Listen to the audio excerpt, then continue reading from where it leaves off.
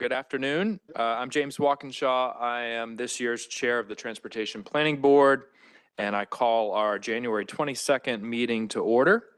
I'm very excited to serve as your chair this year, and just as excited to have Neil Harris and Matt Fruman serving as our vice chairs. Thank you to both of them in advance for their service.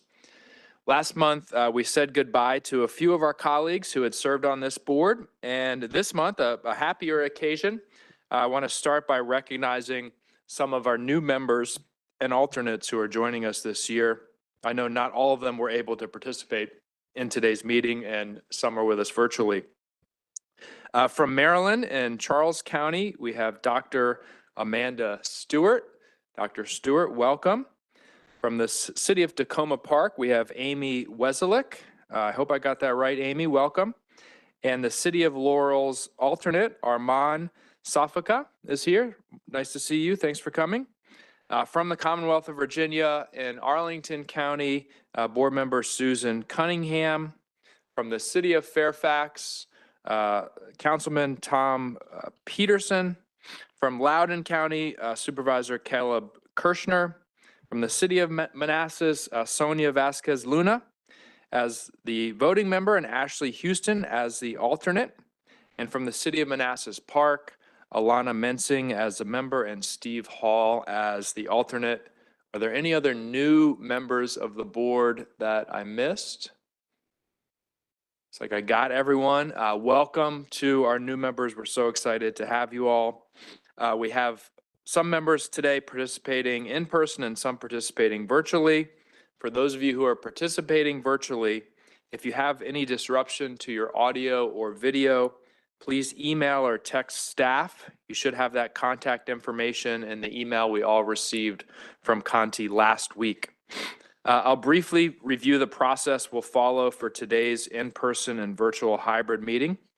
We'll start with a roll call of board members participating in the meeting today to confirm that we have a quorum. After that, we'll accept comments from the public. During our agenda items, I'll have the presenters complete their briefing, and then we'll turn to members for questions or comments. I'll call on members by jurisdiction. Those who are participating virtually, please use the raised hand icon and staff will make a note and help me to call on you.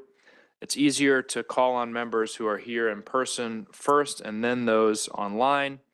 Lynn and Conti will help me identify members online who wish to be recognized. We have a few actions on our agenda today.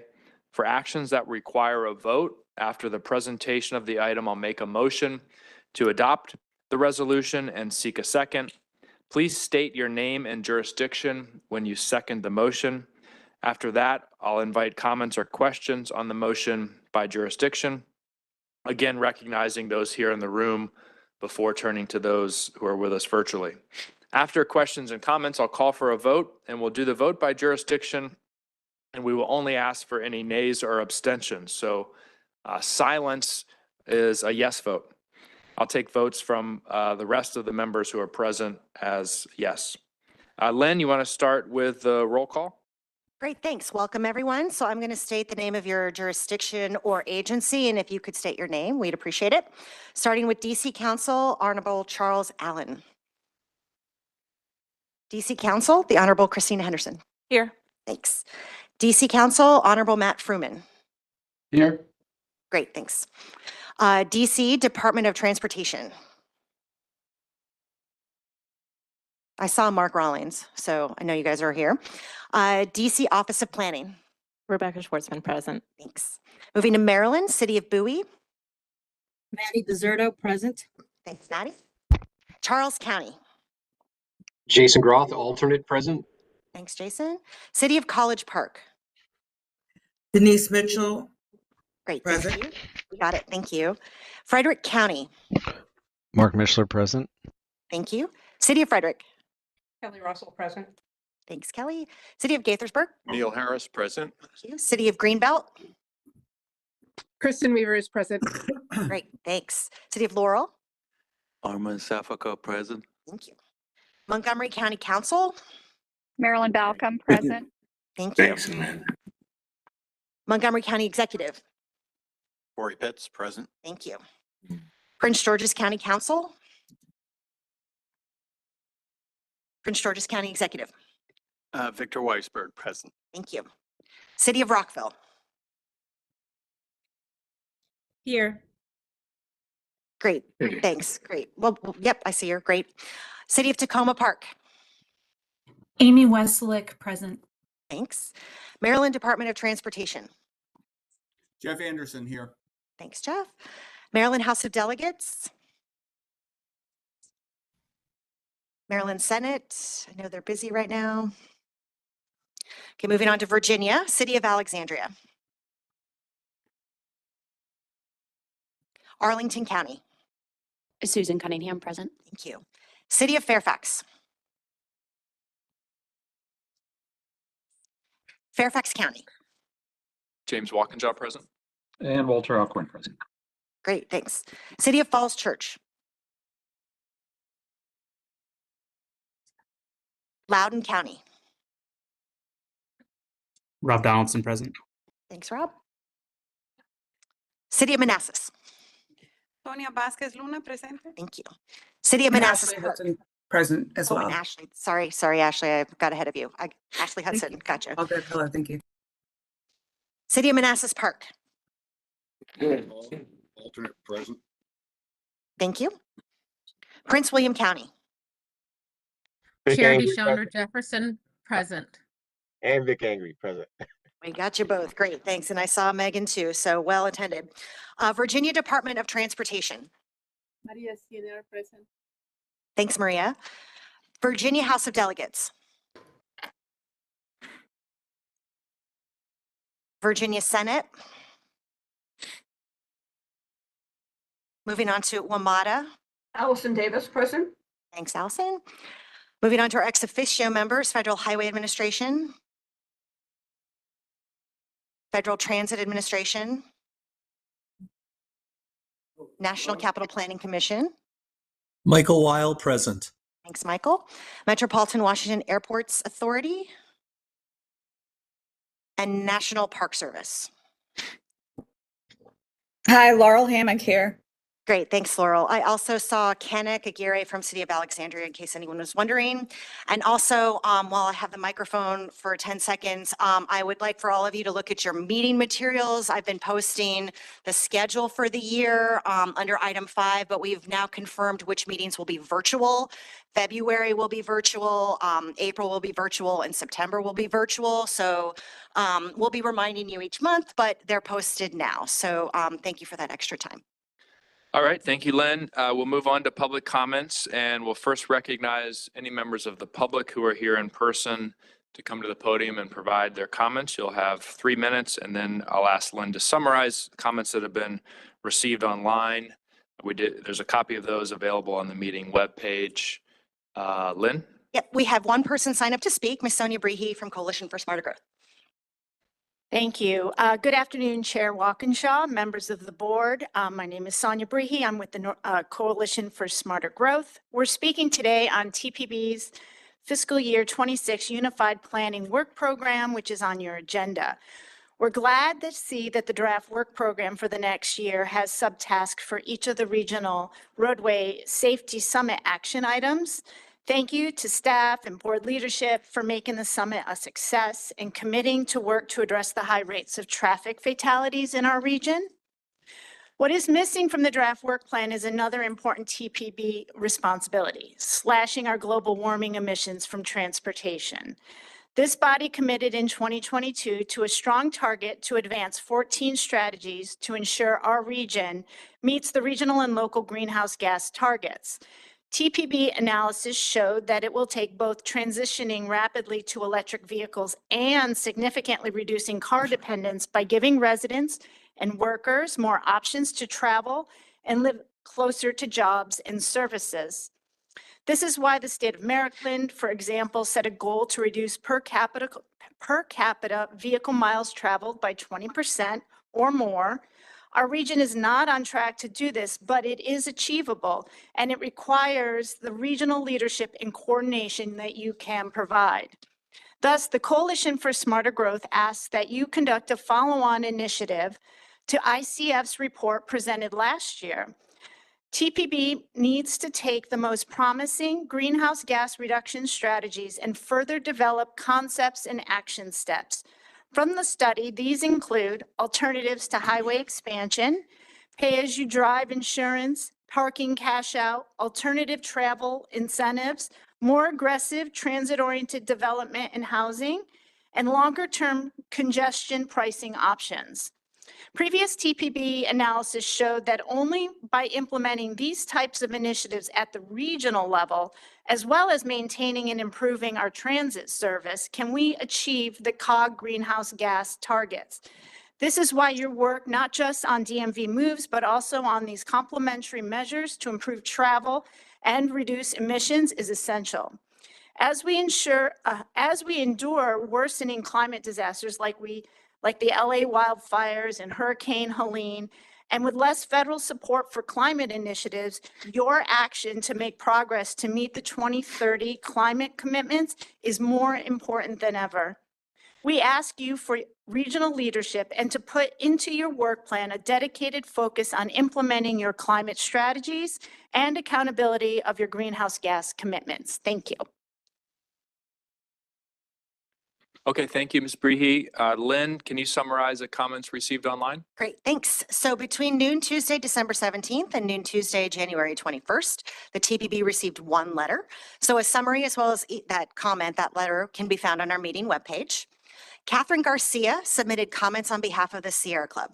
Ms. Garcia urges the TPB to take action on the strategies outlined in the implementation considerations for on-road greenhouse gas emissions reduction strategies report we released in October 2024.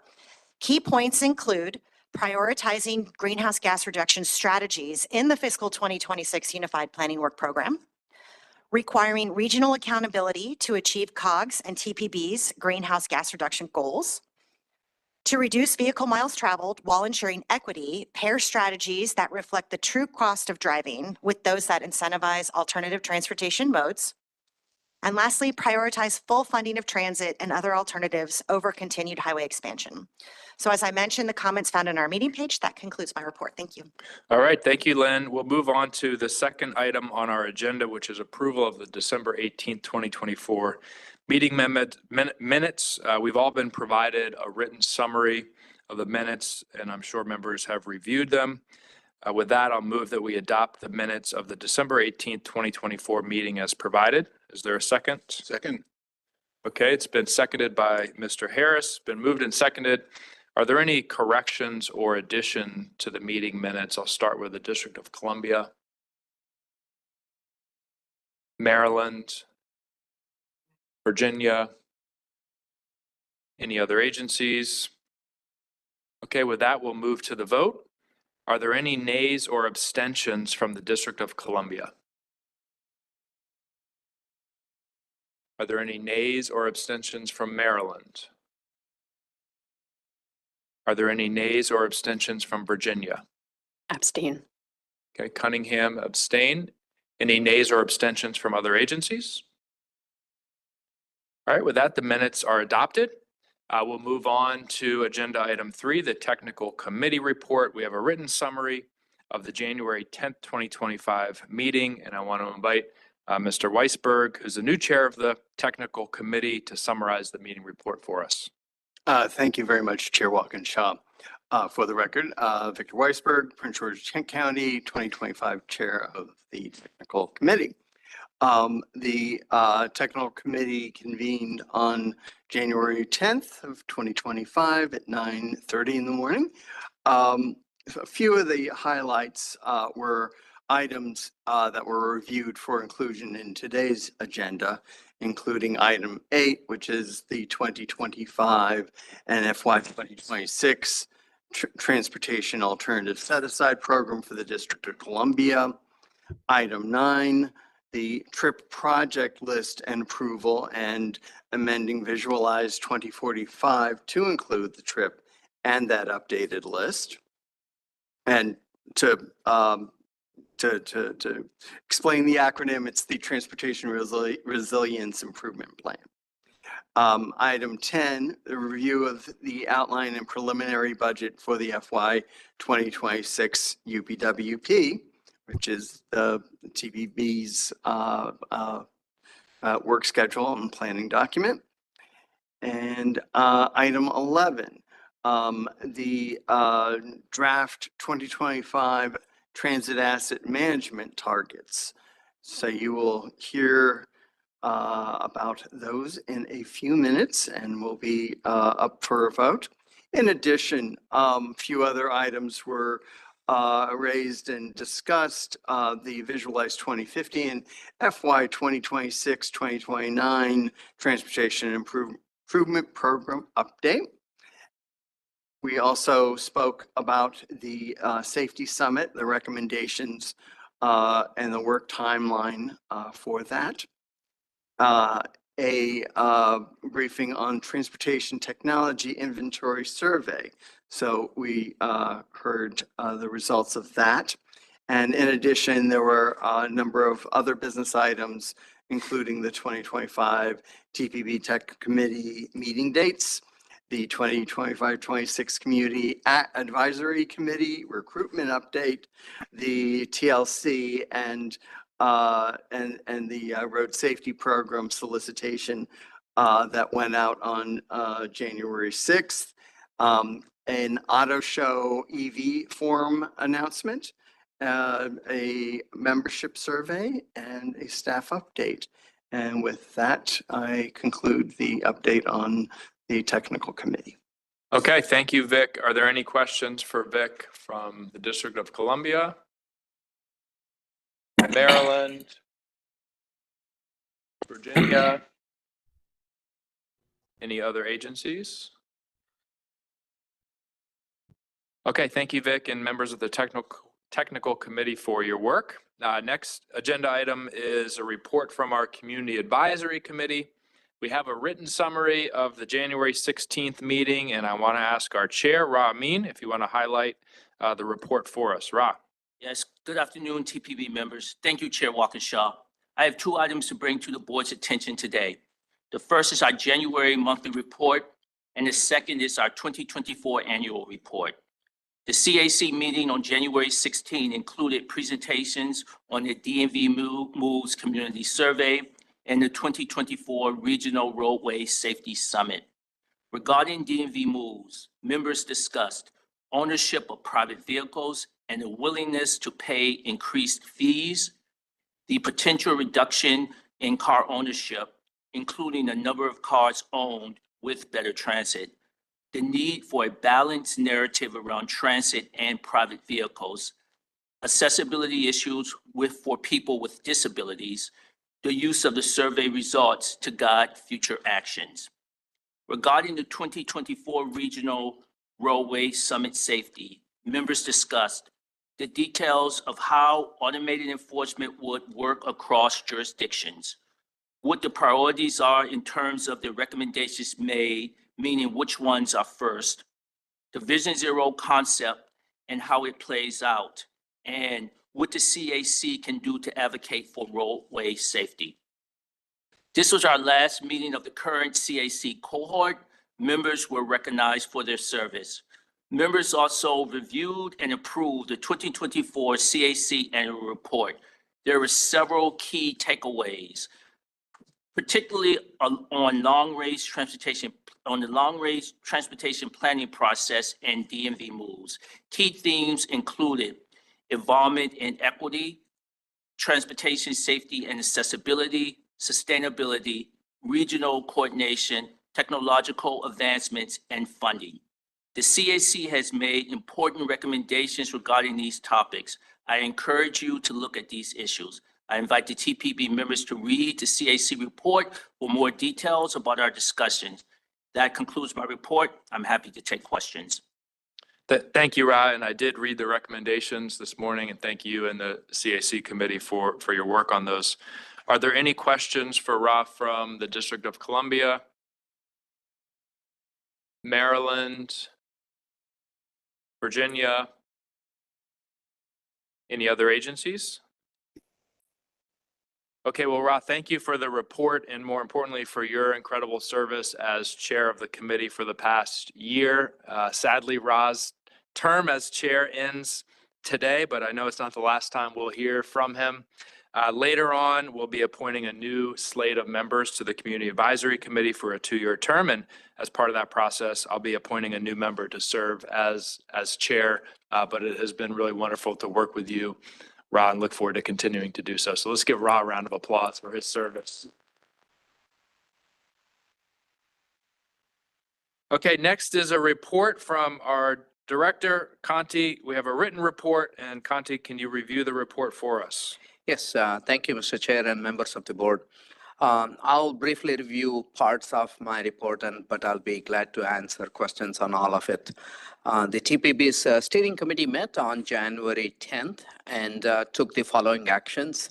It reviewed the proposed addition of 5 projects and the modification to one of the projects that are listed as prioritized projects within the TPB's Transportation Resiliency Improvement Plan document.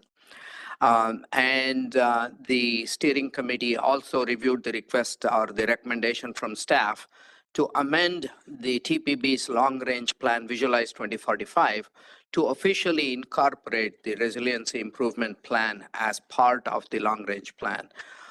These 2 actions will allow our members to seek federal Protect grant funding with some benefits such as reducing the amount of local match money needed in case they are awarded federal funding. That is a recommendation from the steering committee, and the full board is scheduled to act on that under agenda item number 9. The committee also reviewed and approved 6 amendments to the TPB. I will not review all of them in detail, but I will just highlight the 6 amendments. At Maryland Department of Transportation's request, 2 bridge replacement projects were consolidated and some additional funding of about $50 million was added. And also an additional $39 million was added in FTA formula and TIFIA loan funds for the Prince George's County Bus and Bus Facilities Program. At the request of the city of Frederick, $500,000 in U.S. Department of Transportation's Reconnecting Communities and Neighborhood Grant Funds was added for the Golden Mile project in the city. And at the request of Montgomery County, and about $87 million in FTA's capital investment grant and state and local funds was added for the Wears Mill Road BRT project. Virginia's Department of Rail and Public Transportation added about $3.2 million in CMAQ and RSTP funds for the new Dash Technology Phase 2 project in the city of Alexandria. And the Prince PRTC added $11.5 million for the Virginia Railway Express's Broad Run Corridor track acquisition, and an additional $91 million in FTA State of Good Repair funds for the VRE Seminary Road Yard project. And lastly, the Federal Highway requested the TPB to update several funding for several projects in the district, Maryland, and Virginia. These are federal projects that are being implemented by Federal Highway, and the update to the funding information reflects the latest appropriated funding for these projects. Next, moving on to the letters sent and received on page 76 is a copy of the letter that was sent on behalf of this board to the U.S. Transportation Secretary, supporting the District Department of Transportation's request for Regional Infrastructure Accelerator Grant Program funds to advance the Southeast Boulevard and Barney Circle project. I hope that the District Department of Transportation is successful in that grant. Turning to announcements and updates, on page 78 is the proposed schedule of meetings for next year, and Lynn alluded to an updated schedule that's been posted. The update reflects identifying the 3 meetings in this year that will be all virtual. And I'm happy to report that following on the recommendations from the TPB's Regional Roadways Safety Summit this past October, staff formally submitted the petition from TPB to join U.S. Department of Transportation's National Allies in Action program.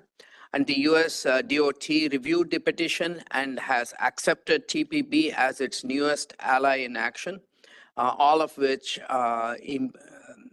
documents the TPB's commitment to work to reduce serious crashes and fatalities on our roadways. Both the US DOT and on behalf of the TPB, some media releases were issued. You can find those on pages 79 through 84 of my report. Lastly, a friendly reminder that the TPB is now accepting applications for the technical assistance grants under two of its grant programs, the Transportation Land Use Connections Program, the TLC, and the Regional Roadway Safety Programs. Members can expect anywhere between $80,000 and $100,000 in technical assistance grants to advance any of their projects, either in design or preliminary engineering. The deadline for applications is March 7th of this year. An optional abstract could be submitted, and that's due by close of business today.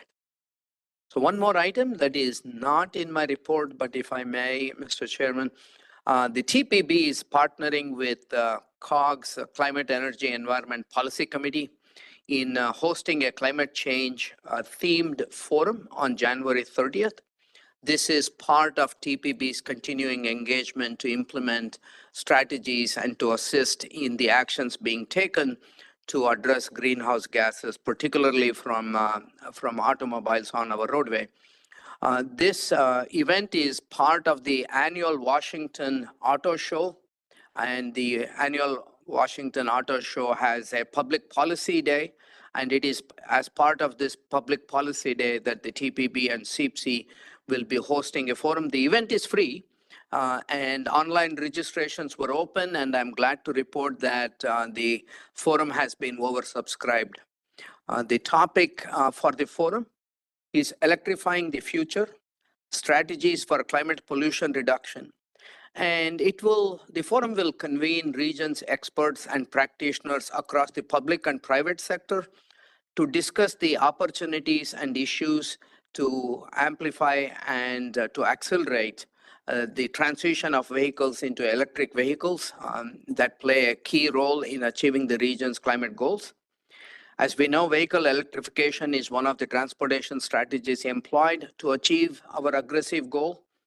At the top of the program, TPB Vice Chair Neil Harris will provide the introductory remarks and set the context for this overarching conference and the discussions.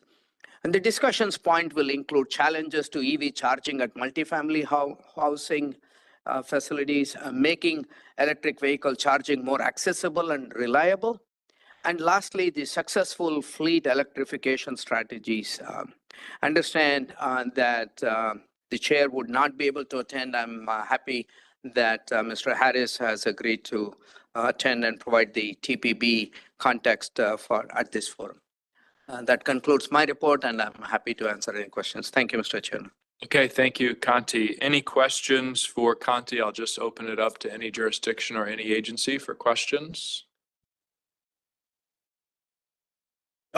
Mr. Snyder has his hand up. Okay, Mr. Snyder, go ahead. Thank you very much, Mr. Chair. I want to especially recognize the work being done both on highway safety and resilience.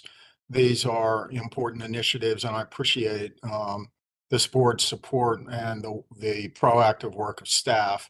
Also, I wondered if Connie had any comments to make regarding the public comment regarding greenhouse gas reductions, and I appreciate as well the sponsorship of that special conference. Is there anything that you wanted to say in response to that public comment that we heard earlier? Thank you very much.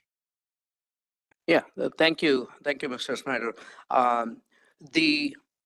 In the current budget and work activities of the TPB, we have specific work activities to continue to advance TPB's priorities on climate change.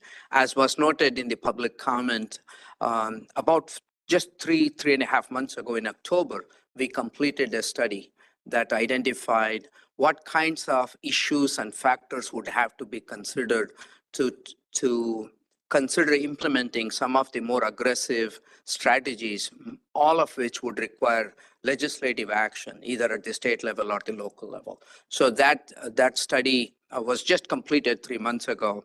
And we are now in January partnering with COG to take a deeper dive on one of the other strategies, which is electrification.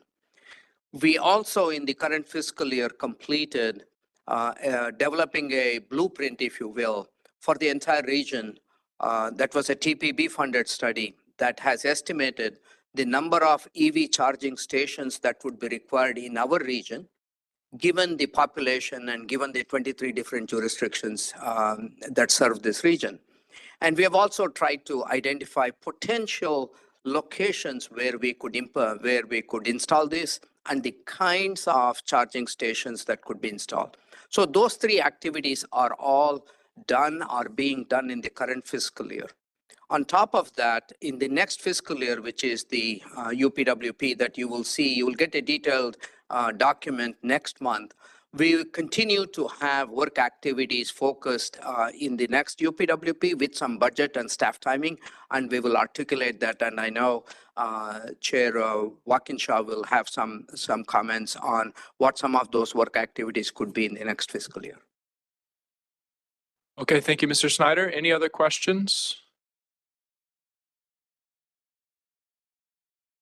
All right, seeing none, thank you, Mr. Srikanth. We'll move on to the next agenda item, which is Chairman's remarks. And I wanted to just take a few minutes in my first meeting as chair to share some thoughts and hopes for the TPB this year. I've had a front row seat for the last 2 years as a vice chair to see the full breadth of work that TPB is charged by the federal government and our respective states to do. We are truly in a unique position in our region as the only tri-state entity charged to serve as a regional forum for coordinated planning of the transportation infrastructure across all of the state and local jurisdictional boundaries. For 60 years, TPB has done this successfully by having candid and collegial discussions on a host of topics that affect people's mobility and access to places in our region. We've adopted a number of goals, targets, and we've identified planning priorities. The goals and priorities and targets that we've established reflect, in my view, the consensus or close to a consensus of the 23 member jurisdictions and agencies at TPB.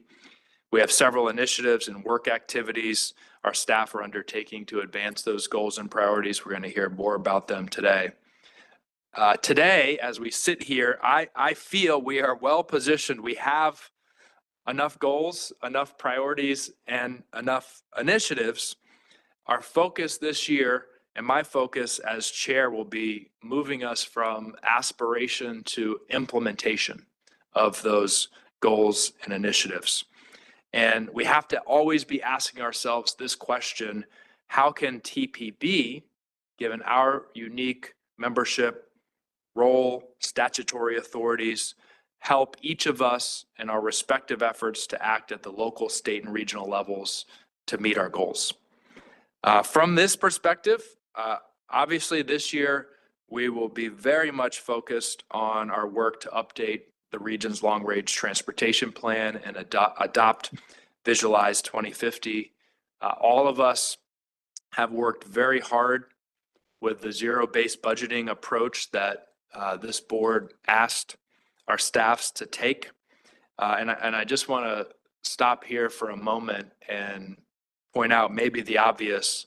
That approach, which I think was the right approach, pushed our respective staff here at TPB and in our jurisdictions to the limit in terms of capacity. We asked them to start over from scratch and develop a new long-range transportation plan rather than amend the previous plans. And that was a huge, huge effort. In Fairfax County, and I know we're not alone, we very thoroughly examined projects that had been in the plan, sometimes for many years, and developed a new set of projects and priorities. We removed projects that we had submitted in previous years. In most cases, we removed road widening projects that were no longer consistent with our land use goals, with our climate goals, and I know others did as well. We have, with respect to Visualize 2050, one big outstanding issue left to resolve over the course of this year, and I'm confident we'll be able to do that.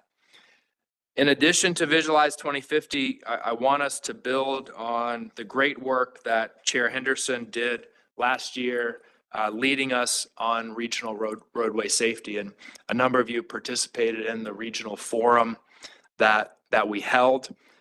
We developed from that forum, I think, some really powerful recommendations to be implemented across the region. We heard already that one of those recommendations, making TPB an ally in action, working with the U.S. Department of Transportation, has already been done, but there's much more to do to implement those recommendations, and I'm looking forward to our doing that successfully this year. The other topic where TPB has done some really good work, but there's work left to be done, is on climate change, starting with TPB defining the problem all the way back in 2010 to, as was referenced, our recent study of factors to consider in implementing the strategies to reduce automobile emissions of greenhouse gases. I know all of us, all of our jurisdictions and agencies are taking action. Not all of those actions are reflected in TPB's work or documents, but I think TPB can be doing more to assist us in those efforts. And, you know, I'll share an elephant in the room, or perhaps an elephant in a different room, not too far from here. I don't think it's controversial to say that the new presidential administration is not prioritizing, does not plan to prioritize action to reduce greenhouse gas emissions or address climate. As a region, it is a priority. As a body, TPB, it remains a priority. And I think that inaction in the White House, or perhaps even retrenchment from some existing policies, will make our work harder, but also presents an opportunity. Presents an opportunity for us at the local and state levels to be innovators and to move the ball forward. And as we discuss the UPWP later today, I think that will give an opportunity for all of you as board members to think through how we as TPB can do that. So I'm honored to have your trust to lead us this year. I'm very excited to collaborate with you and accomplish all that we need to accomplish this year, and look forward to working with all of you. With that, we'll move on to our action items. First action item is approval of our 2025-2026 appointments to the TPB's CAC. I mentioned earlier that we'll be convening a new community advisory committee, and every 2 years, TPB appoints residents of the region to serve as members of that committee for the upcoming 2 years, and that's what we'll do with this action item. Staff did work to solicit applications, review them, and brought them to me and to the 2 vice chairs for review. Laura Backel will brief us on this work, and importantly, she'll present the slate of members for the CAC, which was developed in collaboration with Vice Chairs Harris and Fruman. Laura? Good to see you all. Thank you very much. I'm supposed to speak into the mic. Sorry about that. So I'm just going to briefly go through the steps that we took to come up with this slate. And Chair Walkinshaw has already gone through the brief of how we got here. We had an application period that opened from October 4 to December 2nd. We advertised it widely, and thanks to all of you also for word of mouth, which is one of the big ways that we get CAC applications. So thanks very much for that. We got 66 applications, 14 TPB member jurisdictions submitted applications, and we have 55 applications from people who had not previously served on the CAC. So we have 24 total members. That's the way the CAC is written, with 5 from the district, Maryland, and Virginia. We had 7 selected applications from DC, 9 from Maryland, 8 from Virginia, 13 member jurisdictions are represented, and we have all age categories except under 18. 10 selected applications have previously served on the CAC. We forwarded the applications, as was said, to the TPB leadership. After their perusal, they are recommending this cohort to you for your approval. There's more information about each one of these nominations in your package, but I'll stop here for a second.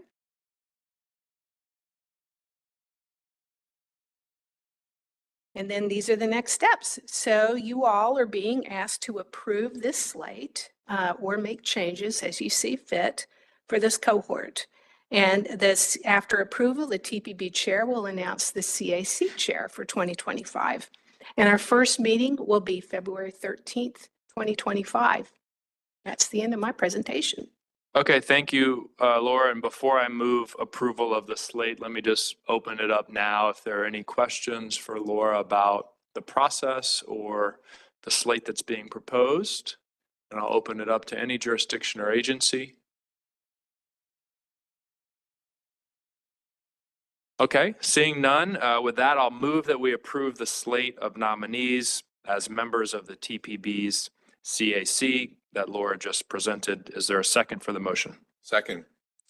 It's been moved and seconded. Are there any questions, comments, or discussion on the motion? I'll start with those in the room. Anyone online who wishes to be recognized for questions or comments or discussion? I don't see any hands up, Mr. Okay, we'll move to the vote. Are there any nays or abstentions from those in the room? Any nays or abstentions from those online, from District of Columbia, Maryland, Virginia, or other agencies? Okay, seeing none, the motion carries. Thank you, Laura and the staff, for your work. Congratulations, and thank you to all the new members of the CAC for your willingness to serve. Now, as chair of the TPB, I have the privilege of appointing the chair of the Community Advisory Committee from among the members that we just approved. The term of the chair will be 1 year from today, and I'm very pleased to appoint Daniel Papernick as chair. Daniel has served on the CAC for 7 years, and he's also gone through TPB's Community Leadership Institute. He's attended almost all of the meetings in the last year and is very committed to regionalism and advancing our regional goals equitably. He's from Fairfax County, who's been active in the community and in the transportation profession.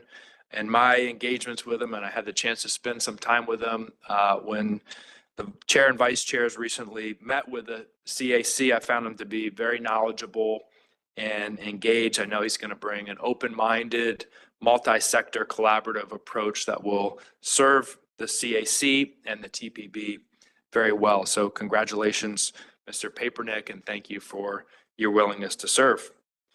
With that, we'll move on to agenda item 8, the FY 25 and 26 Transportation Alternatives Set-Aside Program for the District of Columbia. John Swanson is with us to present the recommendations from the committee for a set of projects in the District of Columbia to receive DC's federal transportation alternative funds. So we're going to review and act on this recommendation after John's presentation. John. Thank you, Mr. Chairman. Appreciated your comments earlier and some of the other comments about the board's over the years commitments to a lot of marvelous principles, and these include pedestrian bicycle access, safety, vulnerable population, safety for our vulnerable populations, commitment to sustainable transportation that responds to the climate change crisis, and to equity. And I'm really pleased today to be able to talk about a program that really provides some money, putting some money behind some of these principles. One of the rare opportunities that the TPB as a planning agency can actually fund some of the things that it really believes in. So I'm going to talk a little bit about the program and our role in this case in selecting projects for DC. We do this for DC, Maryland, and Virginia, but this is the DC round. Transportation Alternatives Set-Aside Program was set up in 2012. It's a program that's designed to provide funding for local jurisdictions to do good, small projects that to a large extent are designed to enhance pedestrian and bicycle access, including trails and access to transit. These are, again, things that the TPB has strongly committed to. The TPB's role is defined by federal law. So large MPOs, which are under federal law called transportation management areas, are provided with suballocated funding. In our case, each of the states, we get three different suballocations. And the TPB is responsible for decision-making with these suballocations. But really, this goes beyond federal requirements, as I just mentioned. This provides an opportunity for us to fund regional priorities. We rely on the states to administer the projects. They do the solicitations, they screen applications, and once our board has selected projects, which you're going to be doing today, the state DOTs are responsible for getting them done. So we're very grateful to them for that. Specifically want to call out from DDOT Kelsey Bridges, Yvonne Jones, and Carlos Pazmino. But again, the role that we play is to identify projects that serve our regional priorities and serve our members. That's what it's really about from our end. So I wanted to just throw this in as a success story. It kind of shows a full cycle of some improvements. And the main project that we're going to be asking you to fund today is sort of a follow-on from this. Back in 2016, we funded a project through our TLC program that looked at improvements along the Georgetown waterfront. There are a lot of great things that have happened there, as I think many of you probably know or have observed. A few years later, we funded a trailhead improvement project in 2019 and in 2021 through the TAP program. So this actually provided construction funding to make this lovely improvement. And today, the project we're going to be talking about, the main one, is the Capitol Crescent Trail, which is connected to this. It's all part of this larger network that we're really proud of. Here's the DC schedule for this year. There was a solicitation for applications in the fall. We had a selection panel that met a couple weeks ago, and we're going to be asking you to approve projects today. Our selection process has been very consistent over the years. We ask a panel to review the applications, looking at them from a perspective of their professional assessment and regional policies. We always ask the TAP staff from the states that are not under consideration to serve on these panels. So this panel included staff from MDOT and VDOT. These are the regional policy criteria, which should be familiar to all of you. Again, really looking at activity centers, access to transit, equity considerations. And third from the bottom there is very important today, the National Capital Trail Network. We have this magnificent network of trails in this region. We have a plan to build a 1,400-mile network. About half of that's currently completed. One of the wonderful things is that we have this great network, but also we know that we need to maintain a system. It's the same thing with roads, the same thing with transit, and same thing with trails. So part of our responsibility is to keep our good things that are already in place, make sure that they remain good for the future. DC project recommendations today are going to be using an available suballocation of $2,951,000. We're going to be recommending that full amount for funding. These are the project recommendations that we're going to be, I'm going to describe them in a little bit of detail. I'll just say that after some internal review, we did receive 2 applications initially, but only one of them was withdrawn. So one was left on the table. That is the Capitol Crescent Trail rehabilitation. However, DDOT also asked us to provide additional funding, which we are supporting, the panel supporting to complete projects that were approved 2 years ago by the TPB. So this is the main one today. This is the new project that we're recommending for funding. It's a major rehabilitation of one of the most used trails in the nation, Capitol Crescent Trail. It's a National Park Service project, and it's not undergone any significant repairs or construction since it was first built in 1994. So it's deteriorated, and it's time to renew it. The Park Service is looking to rehabilitate 3.7 miles of this, and we're going to be able to fund a portion of that through this allocation today. I think you all know that the trail goes from Georgetown all the way into Montgomery County up to Bethesda and Silver Spring. This is the DC portion of it. The rehabilitation is going to ensure that the structural integrity of key access points are ensured. We're going to enhance user safety, increase environmental sustainability, encourage future use. Specifically, we're talking about 10-foot wide asphalt, replacing and upgrading wayfinding signage, rehabilitating the Arizona Avenue Bridge, reconstructing timber retaining walls and railings, reestablishing gravel shoulders and drainage channels, and improving pedestrian connections. Through this grant, NPS is committed to constructing the first two segments of the trail. This is described in more detail in your memo. The Park Service is actually going to be overmatching the grant award with a 38% grant match. Again, the project is very supportive of TPB policies. I'll specifically, again, call out the National Capital Trail Network. This is a vital link in that connection. And it also builds upon past TPB awards. As I mentioned, we funded a TLC project in Georgetown, which is not far away from this. We have funded Capitol Crescent and C&O Trailhead improvement projects, and this is sort of building upon that. And a couple of years ago, the TPB funded the design work for this rehabilitation construction that's on the table today.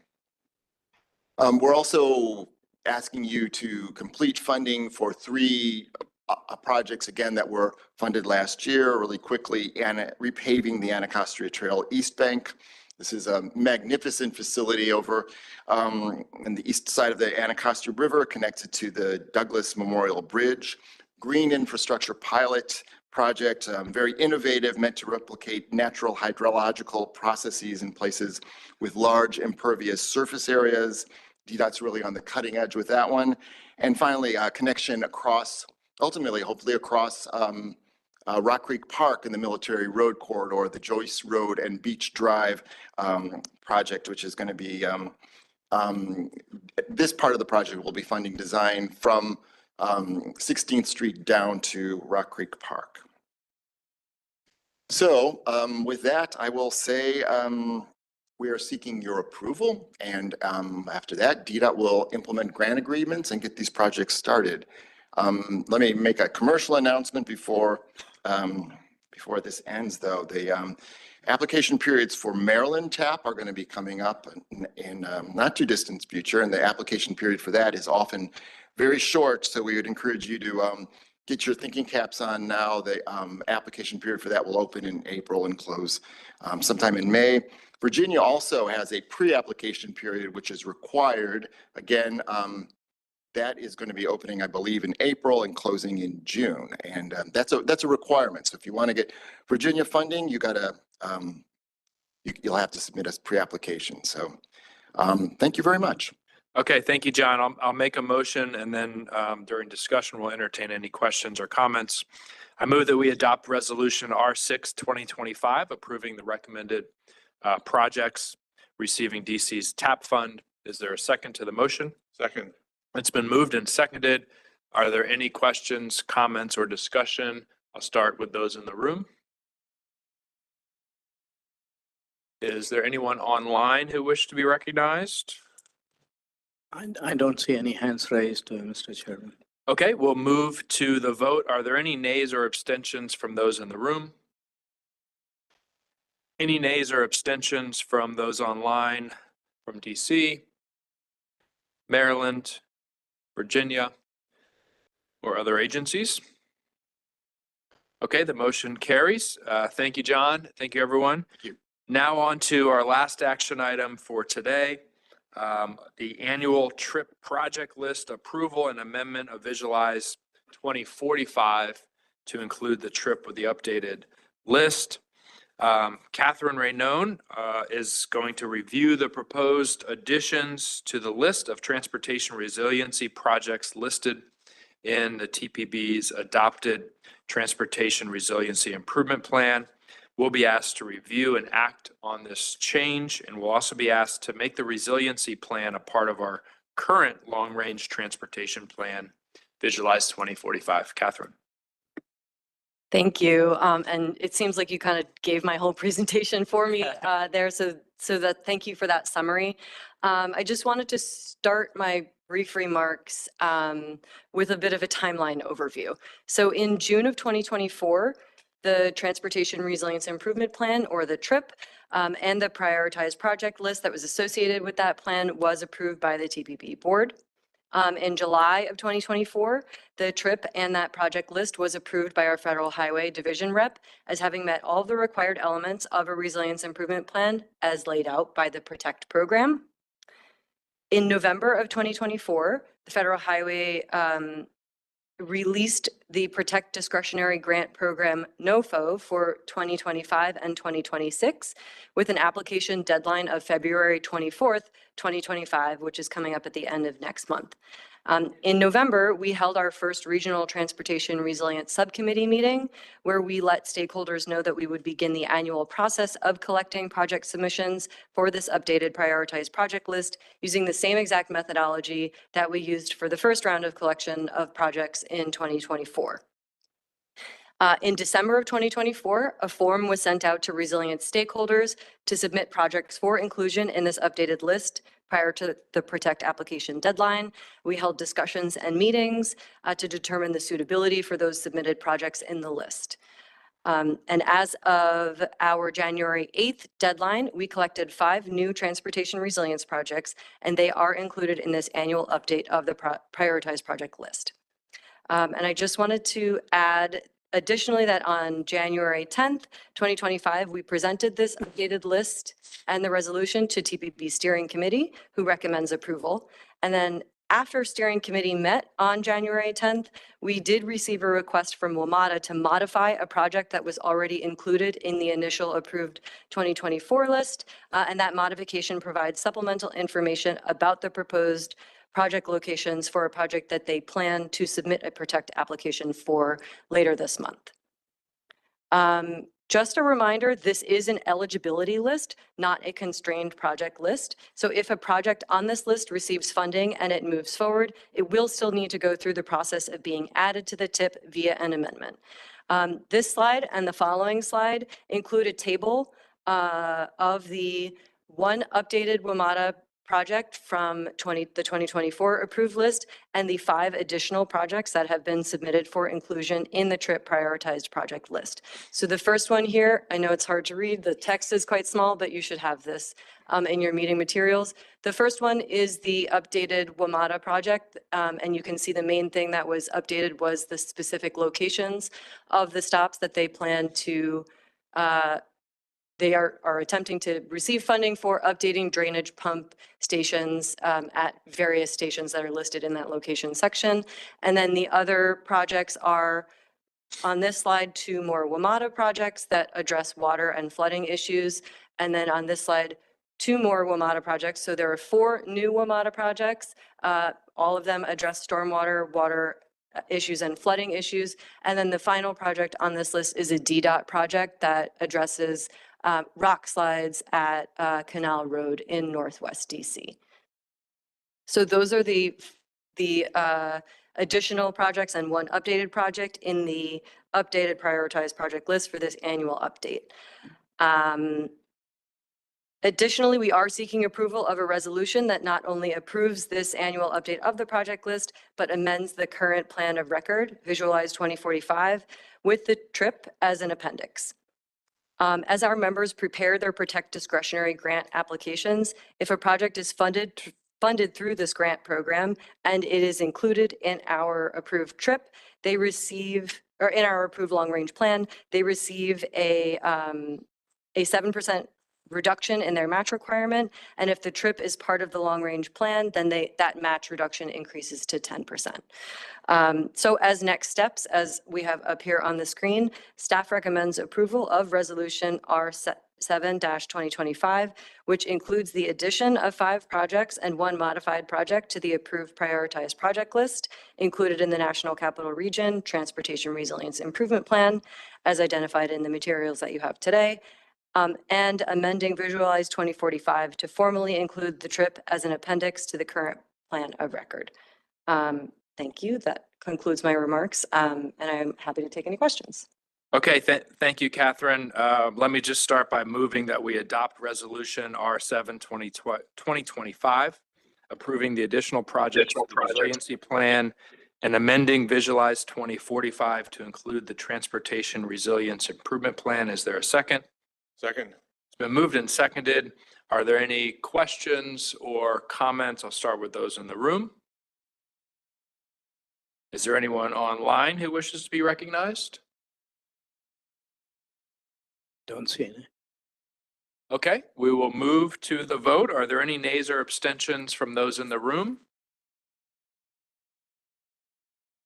Are there any nays and abstentions from those online from any jurisdiction or agency?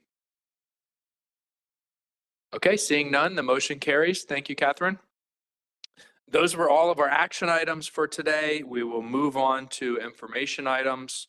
And the first is the review of the outline and preliminary budget for the FY26 UPWP.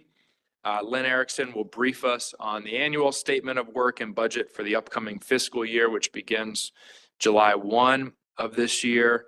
And I'll say especially for all of us, but especially for the new board members, this is a great TPB 101 to get an understanding of the scope and breadth of our work at TPB. Lynn, take it away. Great. Thank you, Chair Walkinshaw. So when people ask you, what does the TPB do? What do you tell them? And I'm looking around at a room full of probably half of you probably don't know. So this is a good time. But the rest of you, some of you have been around for a really long time. Vic, sorry, I didn't say that out loud. But anyway, my point is, if you tell them that the TPB does three main things, then you can just sit back and relax, and you could probably do this presentation yourself. But just kidding. I've either been a board member myself or actually staff to the TPB for 20 years, and I'm still learning nuances of the process. So first off, the TPB has a ton of federal requirements to meet. Second of all, the TPB is a forum for regional coordination. And third, the TPB provides data to decision makers. The TPB's influence is indirect. For those of you who are new to the TPB, we are not all things transportation. We have a very niche role, and this presentation is designed to help you figure that out.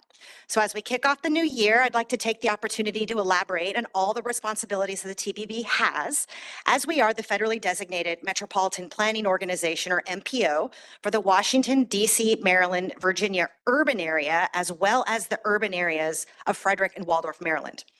The Unified Planning Work Program includes the TPB's annual budget, and it's the document where everything staff does and plans to do is actually written down.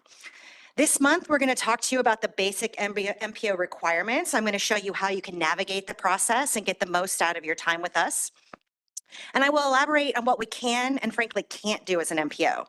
The main takeaway from today's presentation is that I will hope you'll be reminded of the many federal requirements we are responsible for together as a region in a continuing, cooperative, and comprehensive manner, and that every effort is made to try to synchronize board interests with our required products. Next month, I will talk about specific products and activities that we plan to take in fiscal 2026, which starts what seems like way off in the future. Summertime, can you imagine that, when it's actually warm in 6 months? So we take our time, get it right. The board will be asked to approve our UPWP in March. All right, so what does the Metropolitan Transportation Planning process focus on? You are likely most familiar with your local planning, programming, and project selection processes. And in Virginia, there's another layer of sub-regional activities. Speaking of sub-regional, there are also many other entities that conduct planning and programming activities, like NVTA, NVTC, so that's Northern Virginia Transportation Authority, Northern Virginia Transportation Commission, WMATA, Maryland National Capital Park and Planning Commission, and they all have their own roles, their own boards, own responsibilities. But I do call them sub-regional because they all come together here at the TPB at the metropolitan regional scale. The TPB does not participate in project development activities. There is a place for that. It's just not at the TPB. The TPB doesn't look at individual projects, but we do, however, look at all of them together, all at the same time. And each project is an important piece of our regional puzzle. If any of these local, sub-regional, or state agencies want to spend federal funding, or if their projects impact air quality, it doesn't matter how the projects came to be, they have to be part of our process. It's this separate regional federal metropolitan transportation planning process that we focus on here at the TPB. We do ask you to think regionally, but then act locally back at home. And staff is here to help you.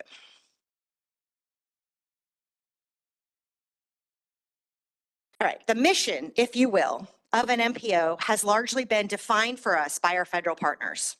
It is to implement the Federal Metropolitan Transportation Planning Process, 23 CFR Part 450, Subpart C, and 49 CFR Part 613. We serve as a representative group of local stakeholders. We carry out the 3C process. It is continuing, it basically never stops. For example, members come and go. Look at around our new faces. We're always coming and going, right? I'm aware of at least 10 new folks. Hopefully you guys all got your new member packets and stuff like that. So this will also maybe help you. We have it's a cooperative process. So the 3C is continuing cooperative. So it's consensus based. And the third C is comprehensive. It's actually written in the law like that, comprehensive, multimodal and multidisciplinary. We are required to develop a long-range plan and a short-range transportation improvement program. We are required to demonstrate how projects in both are paid for, otherwise known as fiscal constraint. We are required to conduct an air quality conformity analysis of the projects in both the plan and the TIP. We are also required to engage in performance-based planning and programming, otherwise known as PBPP, which is the application of performance management principles to achieve desired performance outcomes for our multimodal transportation system. These requirements also specify how to develop these products and what exactly needs to be addressed in them. We also work in conjunction with state air and transportation agencies to meet the Federal Clean Air Act standards in accordance with 40 CFR Part 93. Okay, so we have all these rules to follow, but what does that actually mean? So the process is supposed to shape what goes into these plans and programs. Let me say that again. The process is supposed to shape what goes into these plans and programs, both now and into future plans and programs. So this means taking your projects developed at the local, sub-regional, or state level and looking at them through our regional lens, using our regionally established policies, our environmental justice and equity lens, and providing that information to you as the implementing agencies to use as those projects move forward and as you are making decisions about what projects to fund next. Gentle reminder, transportation projects take years, plural, to develop and implement. So actually, most of the data we provide to you now will shape our future plans and programs. So why do the many details matter here? If you look at our map, look at this map. It's a massive 3,500 square mile area. If you're implementing agency plans to fund it with federal funding or a project impacts air quality, doesn't matter how the project got here, it still has to be part of our process. Also of note, by the time a project is even qualified to be part of the TPB's process, some level of public approval has already occurred. There is $223 billion forecast in our current long-range plan called Visualize 2045 and planned to be spent in the region in this area over the next 20 years. And there is currently $51 billion that you have programmed in the current fiscal 2023 to 2026 TIP. And that's money already approved by your agencies to be spent. But not a dime of that funding can flow or be spent without your agency putting it in our TIP after you approve it and demonstrate fiscal constraint or without our process. So we're a big deal. Who are we? We have 43 members. I know it's hard to see looking around. There's 33 seats at the dais, and we've, it'd be nice if more of you online can come. But anyway, yeah, so we're 43. We are the 9th largest MPO in the nation in population, 16th largest in planning area.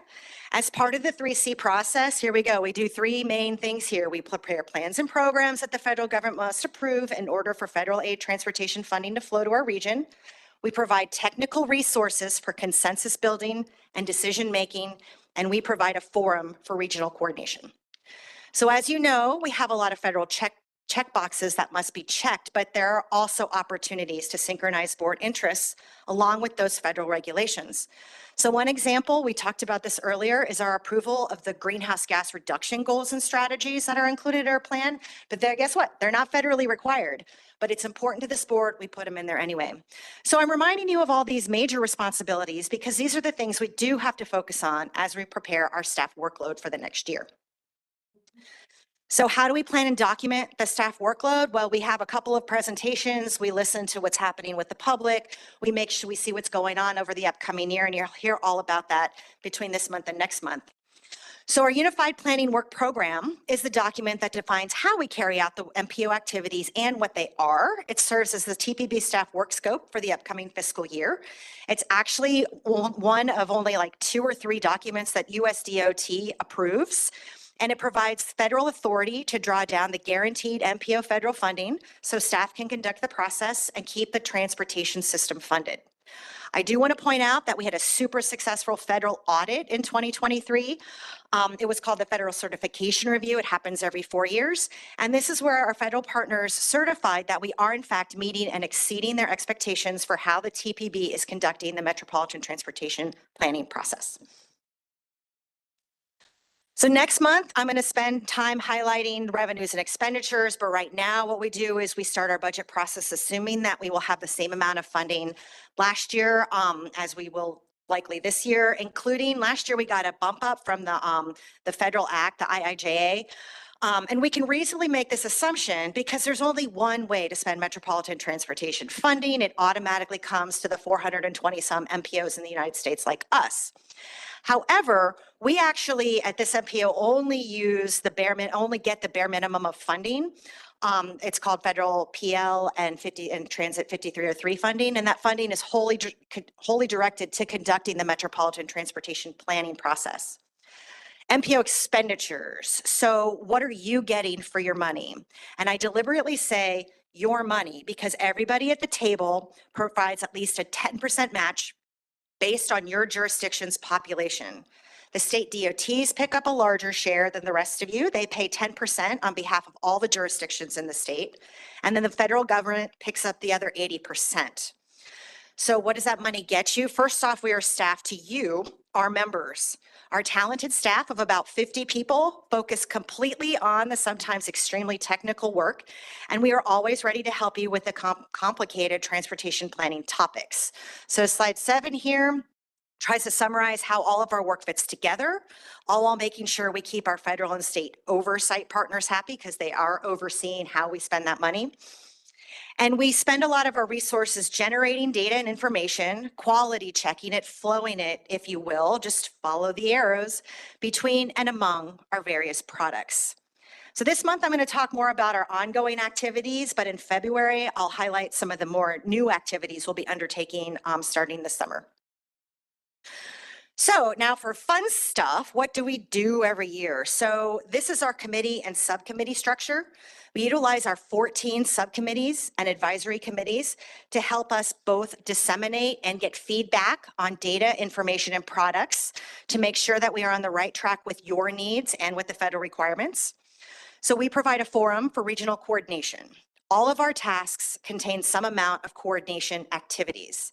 This means bringing staff from 43 member agencies and jurisdictions together for meetings. It's also working within COG, within our agency, to more fully utilize our strengths across our teams and departments. We spend a lot of our time organizing and hosting these various subject matter expert committees, not only to help us check the federal boxes, but to provide you with opportunities you wouldn't otherwise have. All right, the single best way to navigate our process is to pay attention to what is going on at the committees and to read our TPB News blog post. We're hoping you meet regularly with your technical committee rep. Vic he gave our technical committee report, so we meet first Friday of the month, where we really get into the details of all the stuff that you heard about today. We go into way more level of detail at tech committee. But we know that 2 hours a month probably isn't enough time for you all to fully understand and appreciate all that we have to offer. So again, staff's always available to help. Another tidbit here, it's staff intent that every action item appears on the TPB agenda twice. First, as a heads up, and then the next month for approval. We are regional representative government, which means that the member at the table is representing their entire jurisdiction or agency. So we recognize how difficult it can be when we're working on resolutions and actions are happening. So please don't ever hesitate to ask what the potential unintended consequences are if necessary as these conversations are happening. All right, TPB funds and implements regional programs. We heard a little bit about this earlier by providing consultant services to members in several program areas. We seek to enhance transportation and land use coordination through our Transportation Land Use Connections Program, TLC, where we support planning for vibrant and accessible communities.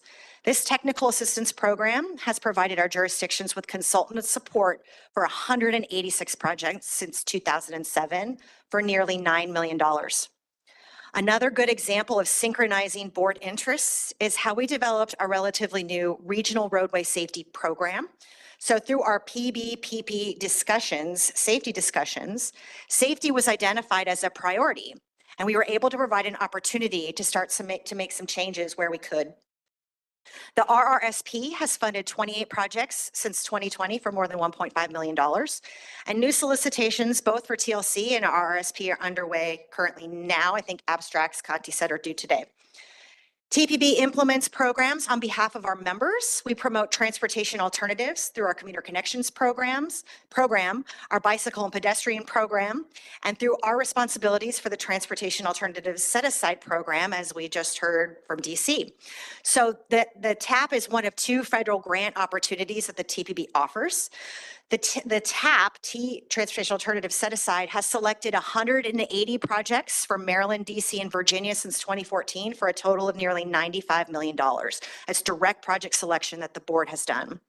The second federal grant opportunity is the 5310 Federal Transit 5310 program that's called the TPB's Enhanced Mobility Grant Program, which aims to improve mobility for seniors and individuals with disabilities throughout the region by removing barriers to transportation services and expanding transportation mobility options available.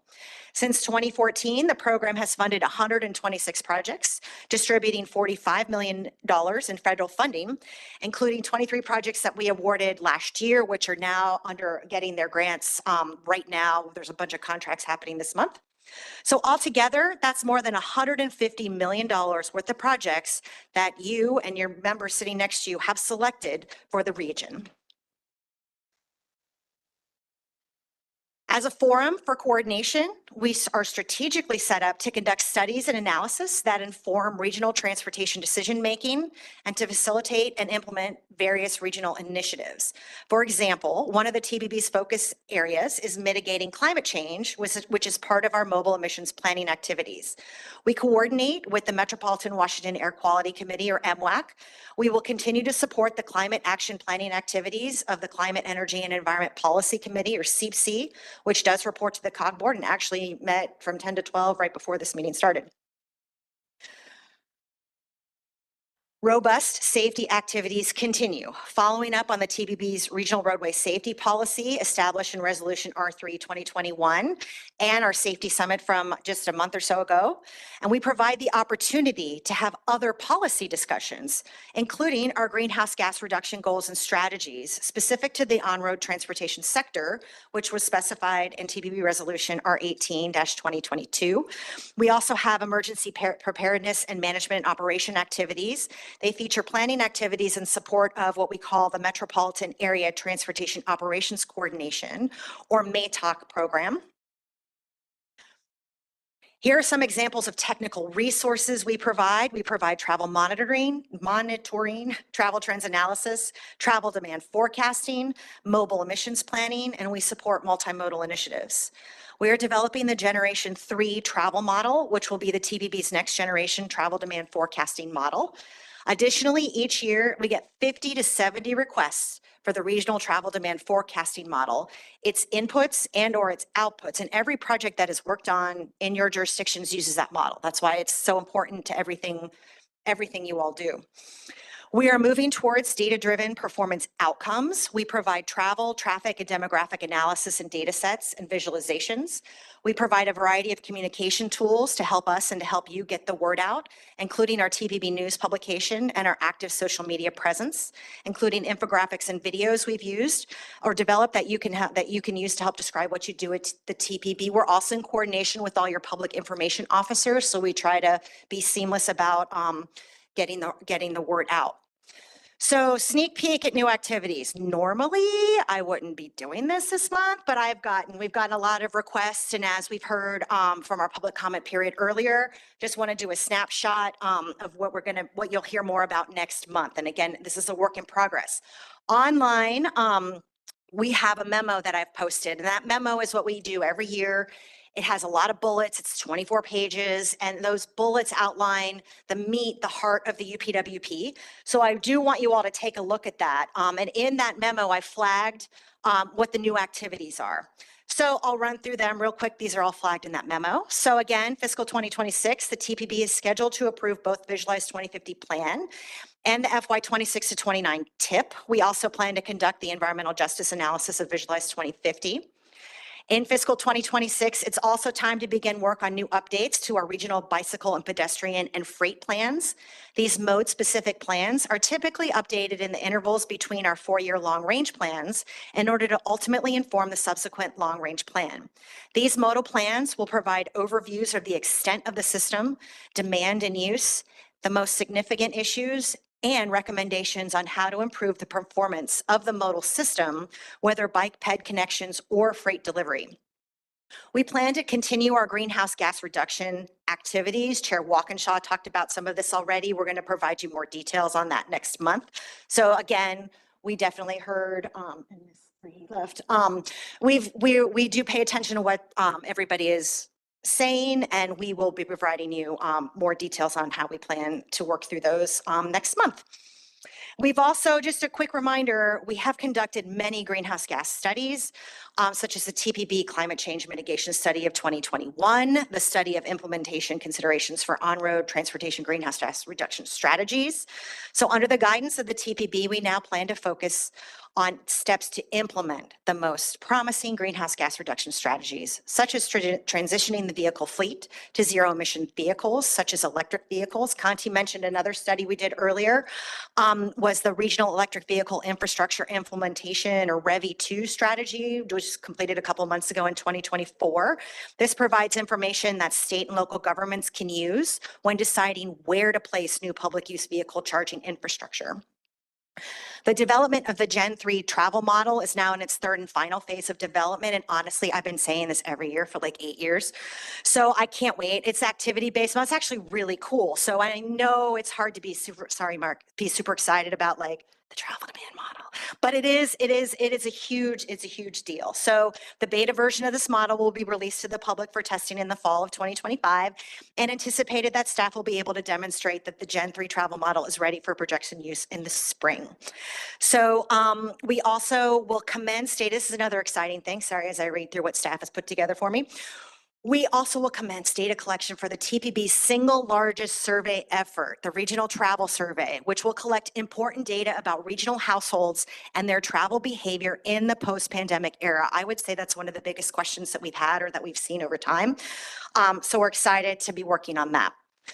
So next steps are to develop the revenues and expenditures, and we'll come back to you next month with a document for review. There's a lot of background that goes into that document, but again, take a look at the memo. That's really the heart of the document. Let me know, get back to me. I'm everywhere on the web. You can find me if you have questions or comments or anything you'd like to add. So all of them will get, so the big document next month, February, we'll be talking about the revenues and expenditures, and I will spend more time talking about all the safety stuff. Some of this you've heard. Janie gave a deep dive presentation on the results of the summit. So there's a lot of things that are underway now, so I'll summarize them again for you next month. And then the other big thing that staff has to do is we have to look at between now and June 30th what we're not going to finish, meaning if we're not going to finish by June 30th, then we need to write it into the FY26 document. We call that carryover. So it's really just like, Where are we focused on now? We'll just move it, kick it down a little bit further if, for whatever reason, could be lots of different reasons. And so we'll be talking about that next month as well. And then we'll be asking the board to approve the entire document in March. And then we'll submit it to the feds and work begins on July 1st. And you guys are all still awake. Thank you. Happy to take questions. All right. Thank you, Lynn. That was pretty comprehensive. And as I think Lynn pointed out at the beginning of her presentation, we're moving toward March adoption of the UPWP. So this is a living document until then. So board members have an opportunity now to ask questions or make comments. I also would encourage board members to reach out to Lynn and Conti between now and the February meeting with thoughts or questions or ideas, so we can be prepared to adopt in March. And, you know, just going back to the three roles that you laid out there, Lynn, you know, meeting the federal requirements, serving as a regional forum, and part of serving as a regional forum is the opportunity to establish regional goals as we have. You know, I think our challenge now is what role can we play as TPB in going from goals to implementation of strategies to meet those goals? So with respect to greenhouse gas reduction, for example, one of the implementation strategies that was identified would be the imposition of a vehicle miles traveled tax in the region. That's not something that we as a board have the authority to do. Do we have the ability to provide information that would help jurisdictions or states perhaps make a decision to move in that direction? And I think that's the kind of thought process we need to go through between now and March in terms of how we can have the biggest impact. So let me, with that, just open it up to questions for Lynn. I'll start with folks in the room. Are there any questions or comments on the presentation? Okay, members online who wish to be recognized? I'm not seeing any hands raised yet. Okay, everyone's just absorbing it, taking it in. And as I said, you know, do take the opportunity, especially between now and February, probably ideally, if you have questions or thoughts, to reach out to Lynn and Conti and have that conversation. All right, we will move on to our next agenda item, which is another information item on performance-based planning and programming and our draft 2025 transit asset management targets. And we have Pierre Guinard, who will brief us on the federal requirements for setting transit asset management targets and share the draft set of targets for 2025. We'll be approving these targets next month. Pierre? All right, thank you, Chair Walkinshaw, and good afternoon, members of the board. It would be foolish to try to match Lynn's energy level, and I'm not even going to try, but here's my attempt at something close. So Lynn did say we had a super successful audit, which is the first time I've heard that phrase used with respect to an audit. That's good. It's exciting, right? Yeah. It's exciting. Well, I'll be walking you through the draft FY25 regional transit asset management targets. So today's presentation will cover first, what are the requirements both for transit agencies and us as the region's MPO with regards to transit asset management. We'll review what the metrics are that are actually being tracked, look at some of the targets that agencies in the region have set for themselves, and then finally look at what the draft targets for the region are shaping up to be. Finally, ending with what the next steps are for finalizing our regional targets for FY25. So what are the requirements for the transit providers? Providers are required to set annual targets for transportation asset management performance. This applies to any provider in the region that receives FTA funds. That contrasts, if any of you remember last year, the presentation on the safety performance targets, the applicability of those requirements was much narrower. this one essentially applies to every single transit provider in the region. Providers must set targets within 4 months of the end of the previous fiscal year, which essentially for everyone except DDOT is by October 31st, 2024. Different for DDOT because of the different fiscal year that DC follows. Targets, prior year's performance, and asset inventories are reported annually by transit agencies to the National Transit Database. One question some of you may have is, why do agencies have to do this? Why do we have to do this?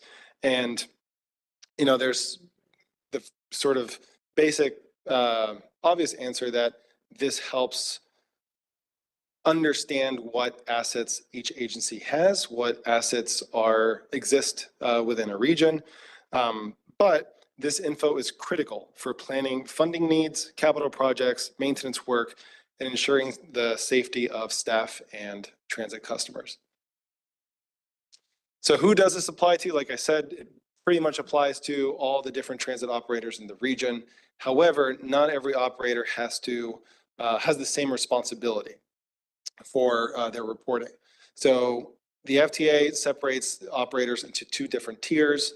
Tier 1 is an agency that has 100 or more revenue vehicles in their fleet or operates rail. Tier 2 is every operator that has less or equal to 100 revenue vehicles in their fleet. Here is a breakdown on the pink Post-it notes, if you will, of where the agencies in our region sort of fall into, what list. Tier 1 providers have more asked of them. So Tier 1 providers must set performance targets as well as implement an agency transit asset management plan. In that plan, they're essentially just explaining what their maintenance and inspection procedures are, what their plans are to address any shortcomings, things like that. They also need to report performance and targets annually. Tier 2 providers, because they tend to be, they are smaller, the FTA gives them the option to participate in a group plan whereby another or sort of a central agency does a lot of the reporting and handles a lot of the administrative burden so that the smaller agencies don't need to worry about that. Most of the providers on the Tier 2 list you see here participate in a group plan. Virginia operators participate through DRPTs, Maryland through MTAs. However, Tier 2 providers can opt out and fulfill can fulfill these requirements on their own. On that list, City of Fairfax Q is the only one that has opted out and is reporting on their own. So what's required of us as the MPO? MPOs do not submit performance targets to the FTA. Nevertheless, regional targets must be included in each long-range transportation plan and TIP. So the requirements that fall on us are very different from the ones that fall on the transit operators. This year, it's of particular significance because the targets that are being presented today and should be approved in February are going to be included in this year's Visualize 2050 Metropolitan Transportation Plan and the FY 26-29 TIP. There's no requirement to set annual targets for the MPO, and there's actually no requirement to create new targets in the targets that will be published in Visualize 2050 and 26-29. The option exists to just sort of renew existing targets. However, best practices, it's best to kind of keep up the targets with what local agencies and state DOTs are approving. FTA recommendation for MPOs is to set a single regional target for each performance measure asset class, which is what we have done. And regional target calculations involve adding up the asset totals and accounting for each agency's respective targets. So this is a look at the different performance measures that we track or that are required to be tracked. You see it's divided into different categories: rolling stock, equipment, which essentially means service vehicles, non-revenue service vehicles, infrastructure, which is rail, fixed guideway tracks, signals and systems, stations and facilities. Ultimately, three of these four, the metric for three of these four different categories that's being tracked is whether or not an asset that falls under that category has met or exceeded its useful life benchmark. That applies for all of these except for infrastructure, so the guideway tracks, signals, and systems, where the metric is whether or not or how much of a particular track system, guideway system, has performance restrictions leveled on it. One more note about this here. So regarding the useful life benchmarks, the FTA provided default ULBs, we'll call them, for agencies to adopt, or agencies can actually adopt their own useful life benchmarks. Although if it is significantly different, they will have to explain why they decided to make their own, use their own. One thing to note is that these ULBs can vary greatly between the different types of vehicles. So for instance, vans and minivans have a useful life benchmark of 8 years, right? Compare that with the heavy rail cars that Metro Rail uses, the default ULB is 38 years. So if you see that, for instance, there may be a lot of minivans or vans that have met or exceeded their ULB, consider that a van that's 10 years old has exceeded that benchmark, however, may function absolutely perfectly, right? So the agency is still using them. That's why it's important to have the context sometimes when looking at the different targets. So let's take a look at them. Here is the summary of just a snapshot of some of the agencies in the region and targets that they have set. So the main takeaway here, you can see on the post-it there on the upper right, ultimately high percentage totals are a concern. That means that there's that number percentage of assets that have met or exceeded their useful life benchmark. Low or zero targets are ideal. By and large, the numbers are good, are workable. There are a few that stand out. For Montgomery County, 100% of their cutaway buses have met or exceeded their useful life benchmark. Service vehicles, you see that across the board, they tend to be on the higher end of what we would want. And again, there are a variety of reasons for that. Not only could it be that the vehicles are actually operating past their useful life benchmark in a good way, I guess. But there may also be supply chain issues that are impacting whether or not replacements are available. There may be other considerations within the agency, for instance, with managing funding limitations that don't let them to actually procure any replacements. So it's really sort of an agency to agency story sometimes why these numbers are what they are. But I will say in terms of the cutaway buses, you'll see now in the next slide, for agencies that have cutaway buses, those tend to have higher targets across the board for their useful life benchmarks, or for how many of those buses in each agency's fleet has met or exceeded their useful life. So now we'll get into the draft regional targets. So here, this table lists all the different asset categories for revenue vehicles. And as you can see with cutaway bus, it has the second to highest regional target for vehicles that have met or exceeded their ULB at almost 26%. And otherwise, almost all the targets are around 10% or less, except for vans at the bottom, which again, as described earlier, the useful life benchmark for vans could be arguably low, especially with the sort of, let's say, better built, better quality vans that are being produced more recently. So with regards to targets for service vehicles and infrastructure, there are two important notes here. So the service vehicle totals in the top table include all of MTA's applicable assets because it is difficult to ascertain which not only serve the commuter bus and commuter rail services that MTA offers in the National Capital Region, but even more specifically, which of those services operate, or which of those assets operate only within the National Capital Region. We're still looking into this and hope to update the asset totals accordingly for the final set of regional targets. Also regarding MTA's unique situation with its assets and our region, the commuter rail track mileage you see here is the percentage total that MTA is described in the 2023 National Transit Database as having capital or shared capital responsibility over in its system. Excuse me. Almost all of the track mileage used by MARC is owned by either CSX or Amtrak.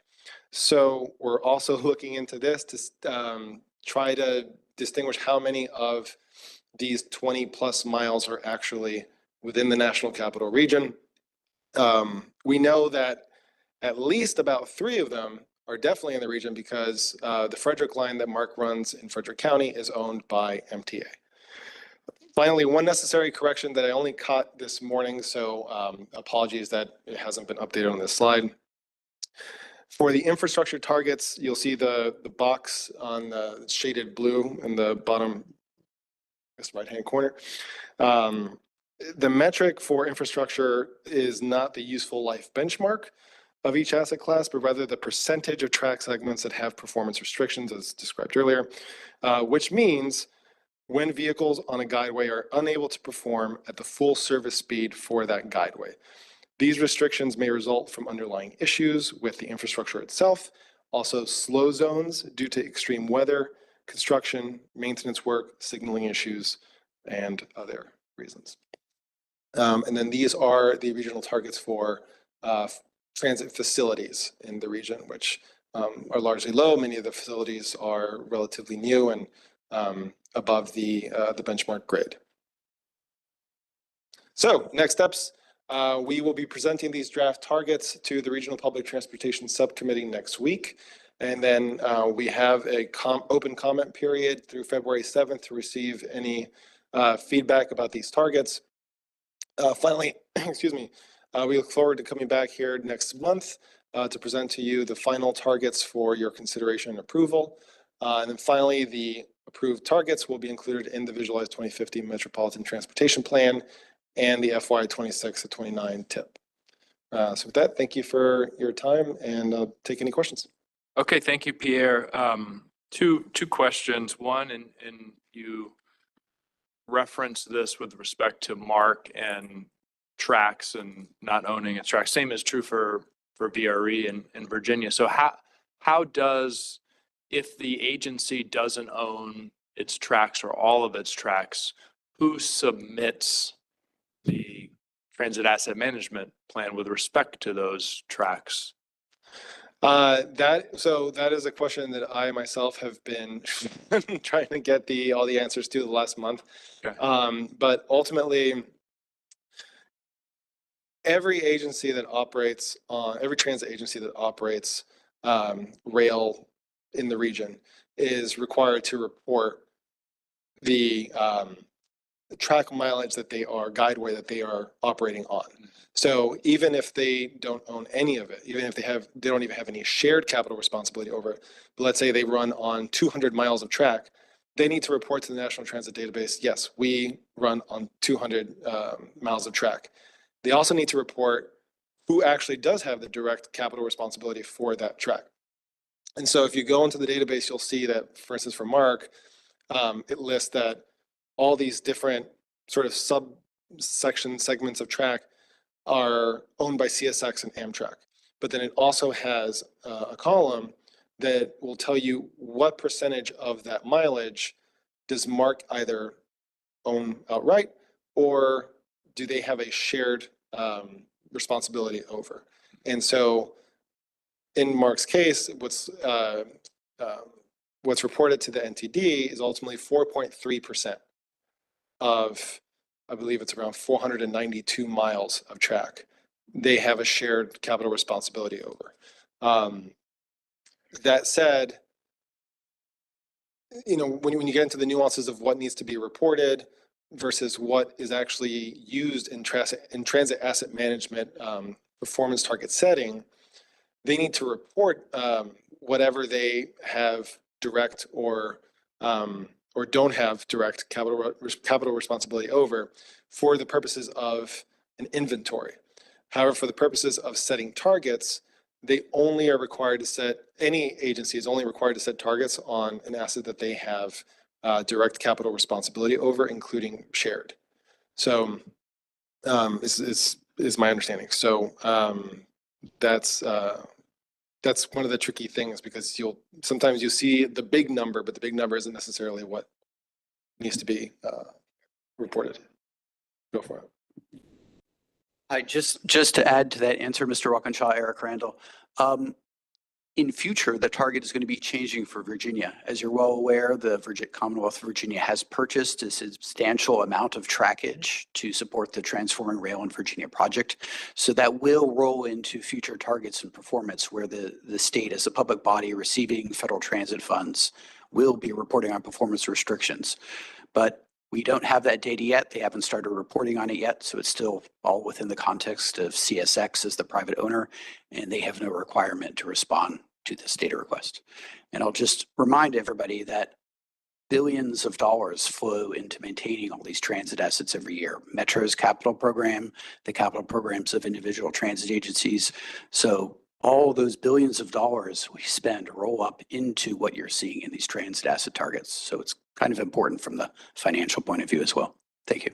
Thank you. So second question I had, and I guess this would apply to buses and service vehicles, but are there different standards, or, for example, is there a different useful life benchmark for an electric bus vis-a-vis a traditional diesel powered bus, or a natural gas powered bus, or do they all have the same? If it's a bus, they have the same useful life benchmark? The latter, at least for the purposes of the default useful life that FTA has released in their guidance. The latter, every bus is but basically if it's a 30 to 45 foot bus, it has the same useful life benchmark. That said, if an agency opts to set their own useful life benchmark because they realize, oh, actually our CNG buses operate longer than our diesel buses, the zero emission buses last even longer, what have you, they can do that on their own. They'll just have to justify that somehow. Got it. Okay. All right. Let me open it up. Any questions for Pierre? We'll start with those in the room. Mr. Harris.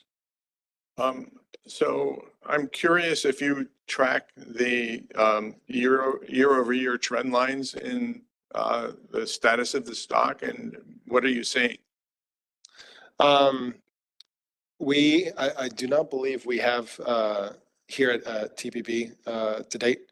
That's something that we've talked about beginning to do to actually get a better understanding of what is changing, if anything has changed in the capital assets and the inventory of the different agencies in the region. I'll say in our discussions, one hesitation that's come up in terms of reading too much into those trend lines is because of the fact that a lot of procurements within transit agencies are done in a very periodic way.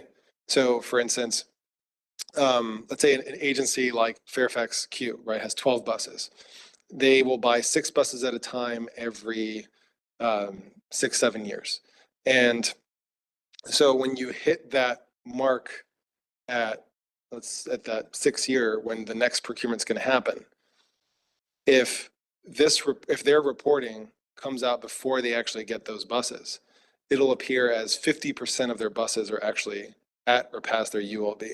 But in fact, they're about to get 6 new buses. So more important, I would argue, than the trend lines is the context for each agency about why the numbers are what they are.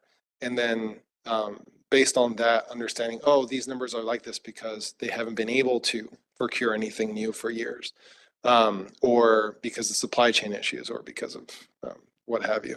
But we're looking into that now for the next iteration of our transit asset management report to see if we can kind of include more of that context into our presentation and report. Okay. Anyone else in the room? Let me go to see if there's anyone online who would like to be recognized.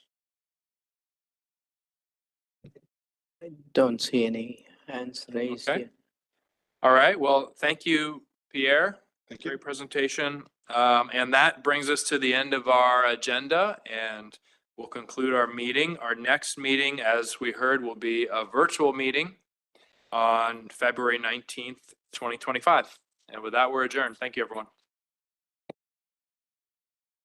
Great job, James. Great job. Thanks.